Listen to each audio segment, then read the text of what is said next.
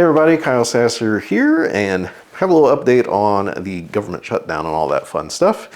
We have run into a couple issues, primarily about flood insurance.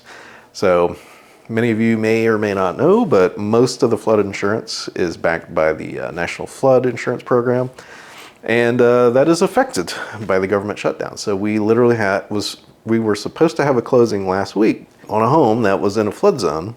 And the problem is because of the government shutdown, we are not able to obtain flood insurance.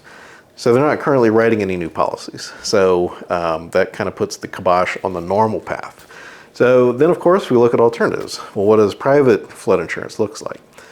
Well, let's just say that regular flood insurance would be in the $2,000 range.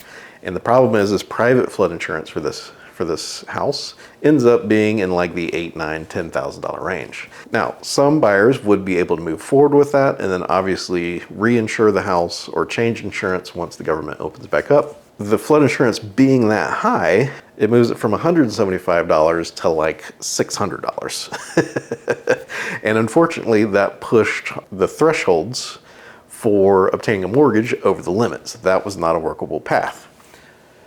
Now, one thing we do many times try to do is we try to evaluate transfers, right? So the previous homeowner can transfer their flood insurance to the new homeowner. So we started pursuing that. Usually all it is a form. You have the current insurance holder sign it. They send it over to us. We complete our side. We have the new owner sign it, and then we send it in. The problem is this flood insurance policy had been in effect for so long that the insured value of the structure, the replacement value that's on the insurance policy, is maybe a quarter of what it would actually cost to replace this thing.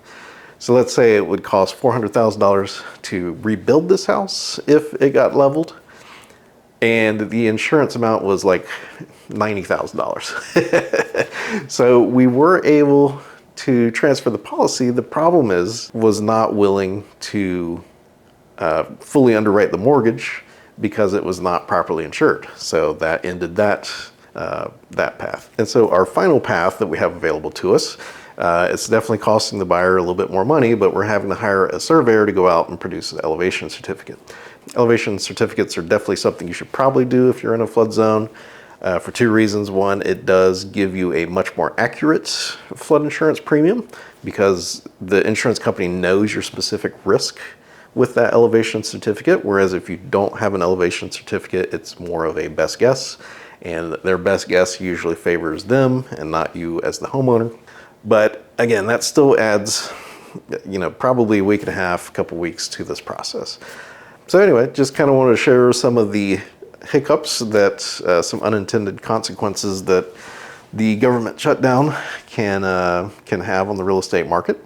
Even after the government shutdown, my understanding is they were still issuing some new policies and things like that, but at this point everything is kind of ground to a halt. I am optimistic that we will close that transaction because again, we do have a very clear path forward. The insurer and the lender has told us that is basically it is pretty much as close to 100% as it could be, but again, you never really know until you get it all done.